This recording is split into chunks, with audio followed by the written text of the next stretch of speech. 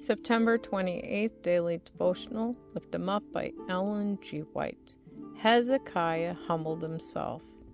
Hezekiah humbled himself for the pride of his heart, both he and the inhabitants of Jerusalem, so that the wrath of the Lord came not upon them in the days of Hezekiah. 2 Chronicles chapter 32, verse 26. Filled with remorse, Hezekiah humbled himself for the pride of his heart. 2 Chronicles chapter 32, verse 26. But the evil seed had been sown, and in time was to spring up and yield a harvest of desolation and woe. During his remaining years, the king of Judah was to have much prosperity because of his steadfast purpose to redeem the past and to bring honor to the name of God, whom he served. Yet his faith was to be severely tried. And he was to learn that only by putting his trust fully in Jehovah could he hope to triumph over the powers of darkness that were plotting his ruin and the utter destruction of his people.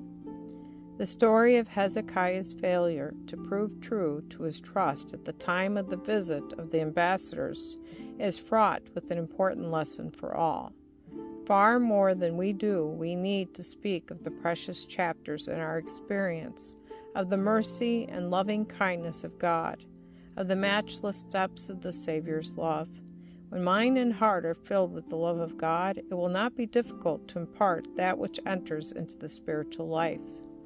Great thoughts, noble aspirations, clear perceptions of truth, unselfish purposes, yearnings for piety and holiness will find expression in words that reveal the character of the heart treasure. Those with whom we associate day by day need our help, our guidance. They may be in such a condition of mind that a word spoken in season will be as a nail in a sure place. Tomorrow, some of these souls may be where we can never reach them again. What is our influence over these fellow travelers?